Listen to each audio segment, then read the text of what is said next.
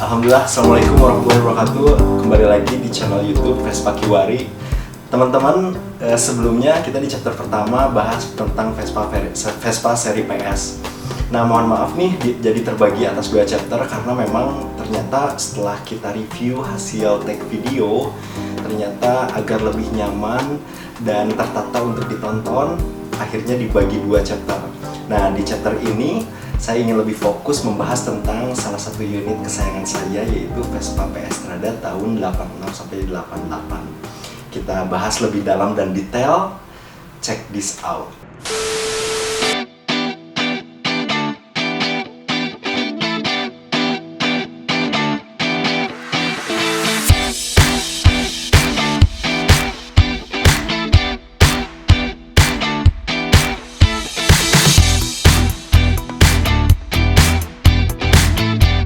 Oke, sebelumnya saya sempat posting unit ini dan menjadi heboh ternyata. Alhamdulillah, saya anggap itu respon yang positif. Dan sejauh ini memang responnya positif-positif aja. Memang unit ini sebelumnya belum pernah terpublish oleh media sosial. Dan mungkin ini salah satu unit yang menjadi obrolan saat itu karena memang pernah terekspos juga oleh media-media. Terima kasih. Terus responnya memang positif-positif. Ada yang nge-mention ke sultan-sultan gitu karena dianggap unit ini adalah collector item. Ada yang juga yang nge-mention ke skuteris-skuteris yang sudah mempunyai best fans PS Series. Terus ada juga yang nge-mention ke komunitas-komunitas PS Series. Terima kasih untuk para key of leader yang saya anggap responnya itu jadi seru dan interaktif di antara obrolan para Vespa saat itu. Karena kondisi Vespa saya ini masih full original bawaan pabrik, jadi saya merasa saat memiliki Vespa ini saya merasa kembali kepada zaman kejayaannya pada saat dulu. Makanya karena kondisinya masih new old stock, maka saya ingin sesuaikan juga agar lebih mendasar sesuai dengan data teknik. Kebetulan saya mempunyai buku panduan tentang PS Strada sehingga bisa kita komparasi. Ini bentuk fisiknya, terus ini bentuk datanya.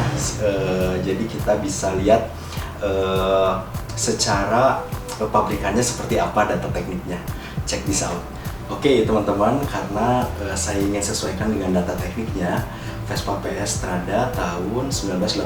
Sebetulnya tahun produksian PS Strada tahun 1986 sampai dengan tahun 1988. Ini adalah bentuk bodinya.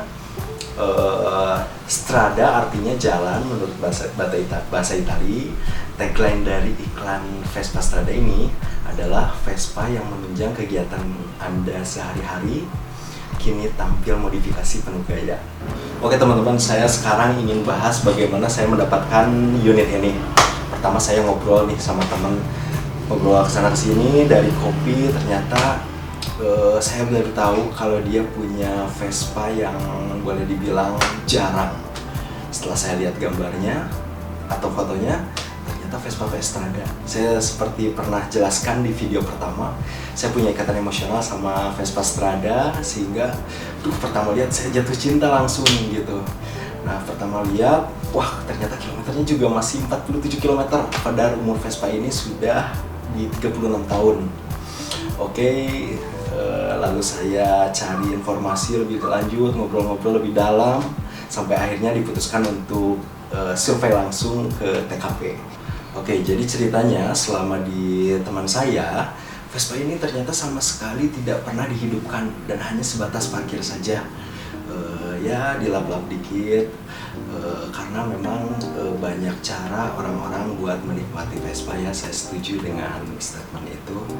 Ternyata selain history, saya lihat Vespa Strada ini saya agak khawatir terus terang saat dulu karena khawatir dengan kondisi yang restorasi. Ternyata saya lihat detailnya, ternyata ini memang benar-benar dalam kondisi yang full original bawaan pabrik. Nah, transaksi pun dilakukan, saya hanya percaya aja dengan kualitas Vespa saat itu. Oke teman-teman, selain dari sisi history, Vespa PS Strada ini memiliki keunggulan dari spesifikasi data bodi maupun mesin. Saya jelaskan. Pertama adalah Vespa PS Strada ini nafasnya panjang, setuju ya, karena gear set dan gigi rasionya, terus gear setnya, as rodanya dan koplingnya itu dirasa nyaman dan pas gitu. Terus mesinnya juga bandel gitu. As roda belakangnya sudah besar, jadi sehingga jago di tanjakan. Mesinnya malah sering dijadikan sebagai Vespa Extreme yang terbukti tangguh. Teknologinya belum terlalu high alias masih manual, seperti oli campur, meteran bensin yang masih bergantung pada tuas, nonsen yang kelihatan kental dengan motor keluaran jadulnya, karena saat itu masih belum merupakan standar untuk motor berlampu sein.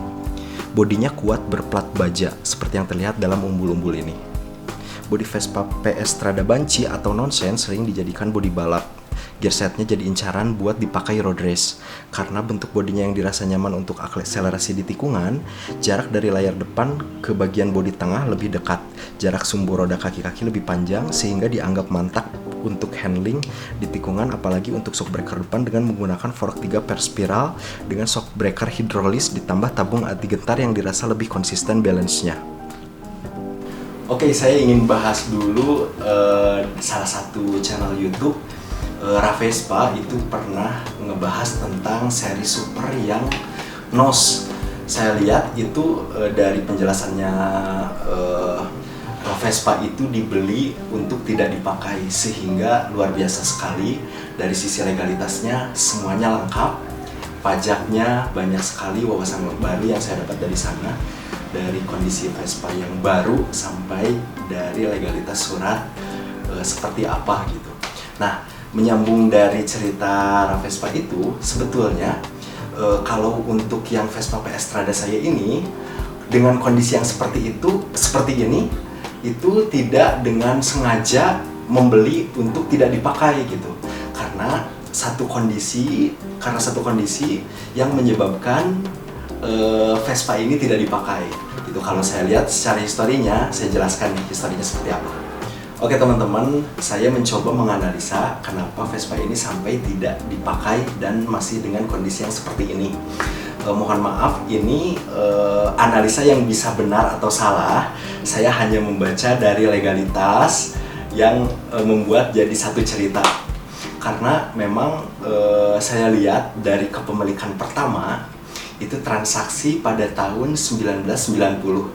Artinya, saya lihat dari KTP juga itu yang beli pertama itu dari tahun kelahiran 1934. Artinya yang membeli pertama itu berumur 56 tahun.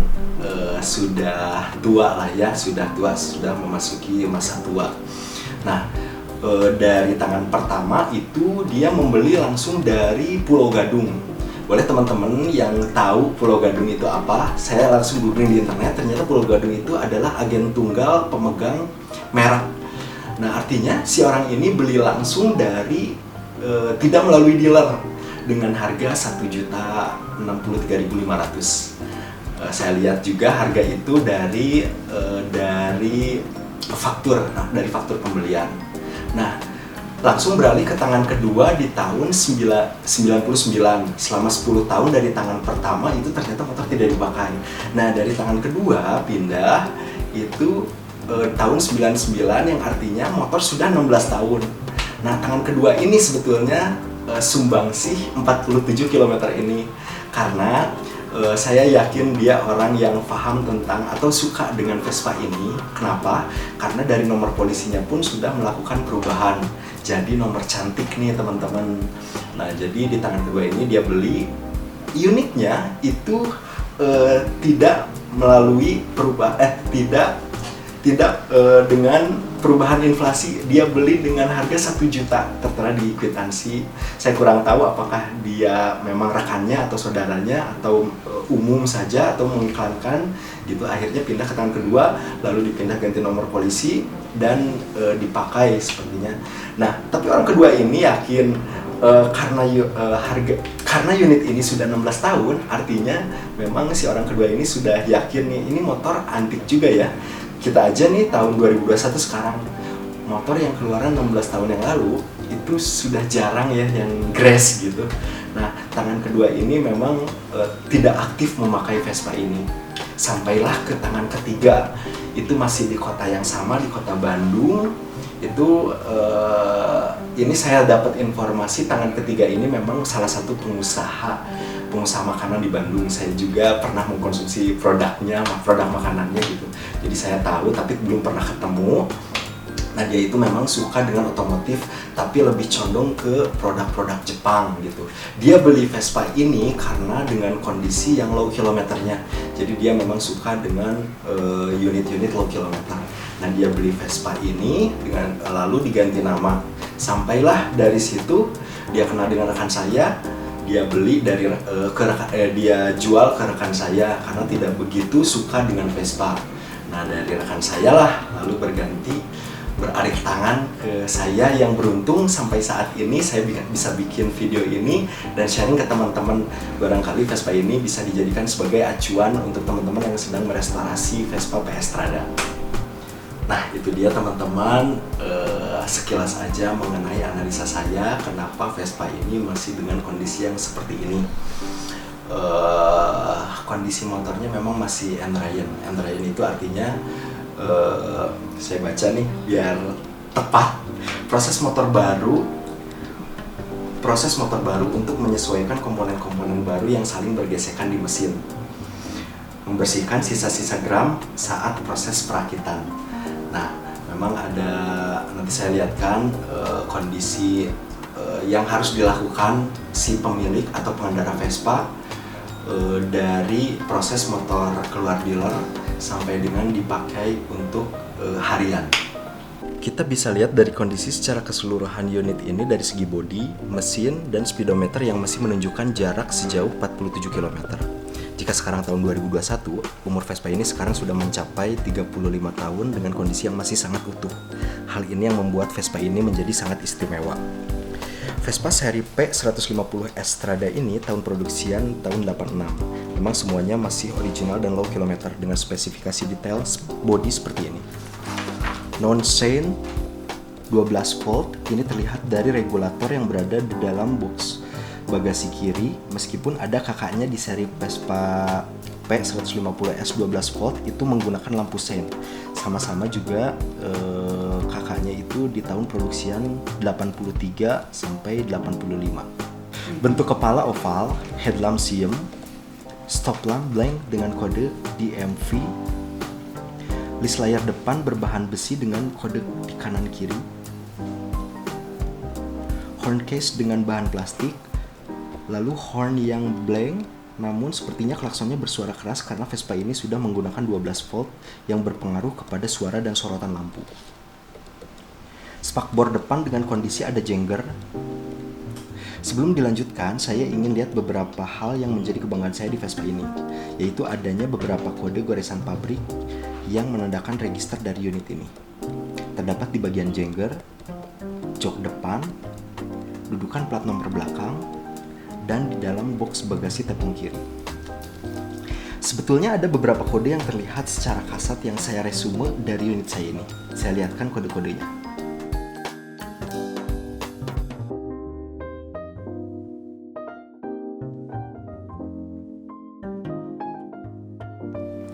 Vespa Strada dengan jok pisah yang ada dudukannya. Dudukannya ini berfungsi untuk pengaman agar tidak membuka tepung karena tuasnya berada di dalam. Tuas tepung dari bagian atas hanya sebelah kanan untuk membuka tepung mesin, sedangkan bagian tepung kiri yang tidak bertuas karena sifatnya paten, meskipun bisa dibuka dengan baut. Box ini mempunyai keunggulan kedap air sehingga untuk para pengguna dapat dengan nyaman menyimpan arsip. Dulunya Vespa ini geliat iklannya lebih menekankan kepada para pejabat baru pegawai negeri sipil, sehingga box itu diperuntukkan untuk arsip, sehingga sangat luas dan kedap air. Boleh diperhatikan bentuk pintu bagasinya lebih luas. Namun sebetulnya kebanyakan lebih dianggap untuk menyimpan oli dan toolkit karena Vespa ini belum AUM. Kita lihat umbul-umbulnya. Para pejabat baru pegawai negeri sipil untuk tingkatan eselon tertentu dapat diberikan fasilitas kredit kendaraan. Ini hanya strategi market pemasaran saja, saya yakin. Bukan hanya di Piaggio, tapi Jepang juga memasuki segmen pasar yang serupa, yang diberlakukan pada tanggal 30 Agustus tahun 1984. Nah, Kepres ini diakuisisi juga sebagai landasan pemasaran produk pesaing merek Jepang saat itu. Saya sampai saat ini untuk seri PS belum pernah menemukan yang berplat merah, meskipun dari iklannya lebih disegmentasikan untuk para ASN atau para pengusaha. Boleh nih teman-teman yang pernah menemukan Vespa seri PS yang masih dengan plat nomor merahnya, boleh di-share atau di-mention di akun Instagram Vespa Kiwari. Memang menarik sih dari iklan ini, artinya kebijakan mengenai fasilitas kredit ini lebih ditujukan kepada masyarakat perorangan atau umum, bukan ke instansi.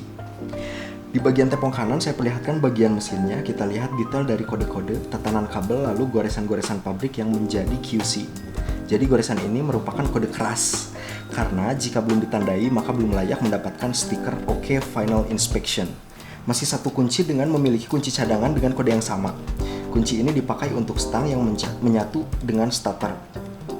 Kuncian dudukan jok dan box bagasi sebelah kiri. Speedometer bulat logo Chung dengan pinggiran seperti mengeluarkan sinar berwarna hijau mata kucing. Lampu indikator yang menunjukkan lampu jauh dekat. Hand grip model garis yang kebanyakan di tahun ini menggunakan logo Chung berbahan metal plus. Dek bawah menggunakan sistem triplang dengan kelingan tak terlihat, dan di bagian karpet di tengah motif kotak-kotak berbahan karet dan lis pedang anti karat. Untuk beberapa unit Vespa PS, pengalaman saya, itu memang ada juga yang sudah dicat dengan anti karat di bagian dek bawahnya, seperti yang terlihat di gambar ini. Dan pengalaman saya pun mendapatkan unit-unit yang sudah dicat anti karat. Untuk unit saya ini, memang tidak terlihat di bagian dek bawah. Aduh, saya cari-cari, ternyata setelah saya perhatikan, ternyata anti karet itu dilumasi di bagian spakbor depan dan di bagian bawah bodi belakang, tepatnya di atas shockbreaker belakang. Ternyata anti karat ini sudah menjadi bagian dari SOP pabrik karena tertera juga di stiker running in. Rust proof dengan memakai sealant agar bodi Vespa yang riskan dengan karat lebih awet. Ciri khas Vespa PS dengan pengaplikasian ring 8 dan baut ban luar merek Ionino Sport. Kita lihat karena ban ini masih belum sering dipakai sehingga masih terlihat duri karet bannya. Adapun kondisi dari shockbreaker depan yang menggunakan fork 3, di mana ini merupakan keunggulan dari Vespa PS yang dirasa lebih stabil di tikungan, namun memang lebih empuk untuk fork yang 2 tabung jika di jalanan berlubang. Salah satu keunggulan lainnya dari kaki-kaki yaitu jarak sumbu roda antara depan dan belakang yang lebih jauh, sehingga untuk body balancingnya dianggap nyaman. Biar lebih detail, saya perlihatkan bagian-bagian yang biasanya hilang dalam kondisi original, atau buat referensi teman-teman yang sedang merestorasi original sampai detail. Biasanya di bagian karet-karet dan plastik yang sering aktivitas mudah getas atau terlepas. Foto ini hanya sebagai detail saja, siapa tahu jadi informasi baru agar lebih maksimal dalam merestorasi Vespa teman-teman.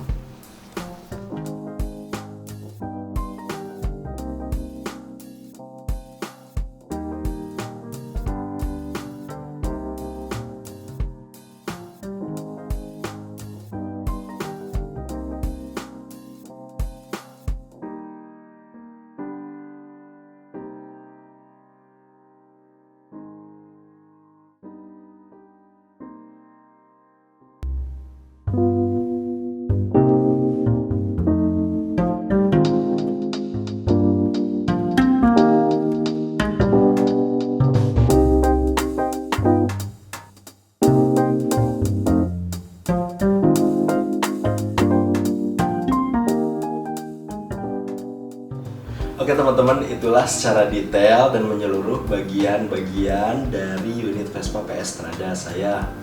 Nah, buat teman-teman yang ingin bertanya, boleh DM di akun Instagram @vespakiwari, atau buat teman-teman yang ingin menambahkan, boleh komen di kolom komentar.